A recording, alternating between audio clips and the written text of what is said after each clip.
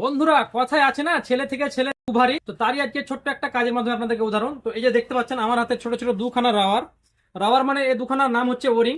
তো এই যে ওরিং দুখানার দাম মাত্র 20 থেকে 25 টাকা হতে পারে, 20 থেকে 25 টাকার বেশি হতে পারে না। তো এই যে এই দুখানা ওরিং চেঞ্জ করতে আমাকে কতটা খাটতে হয়েছে দেখুন। এই যে দেখতে পাচ্ছেন John Deere 5045D model 4 wheel গাড়ি।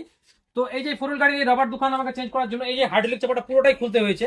সাথে পুরো পিছন সাইডটা পুরো গাড়িটা কিন্তু টুকরা টুকরা ভাবে খুলতে হয়েছে। তো 2 থেকে আড়াই ঘন্টা ধরে আমি তো গাড়িটা খুললাম। তো এখন ফিটিং করতে আমাকে 2 থেকে আড়াই ঘন্টার মতন লেগে যাবে। তো অনেক কাস্টমারই বলে যে এই সামান্য দুটা ওয়ারিং চেঞ্জ করতে এত টাকা মিস্ত্রি মজুরি লাগে। তো আজকে তাদেরকে ভিডিওর মাধ্যমে আমি দেখাচ্ছি যে সবসময় মাল দেখে আপনার মিস্ত্রি মজুরি ঠিক হয় না। কারণ অনেক টাইম 500 টাকা দামের বিয়ারিং ফিট করতে মাত্র 100 টাকা মজুরি হয়। তো আপনাদেরকে সবাইকে একটা কথাই বলবো যে মাল দেখে কখনো মিস্ত্রি মজুরি আপনারা ঠিক করবেন না। অনেক টাইম 5 টাকা দামের একটা ওয়ারিং লাগাতে গিয়ে 500 টাকা মজুরি হয়ে থাকে। তো বন্ধুরা, আপনাদের কি কোনোদিন এরকম হয়েছে মালের থেকে মিস্ত্রি মজুরি বেশি হয়ে গেছে?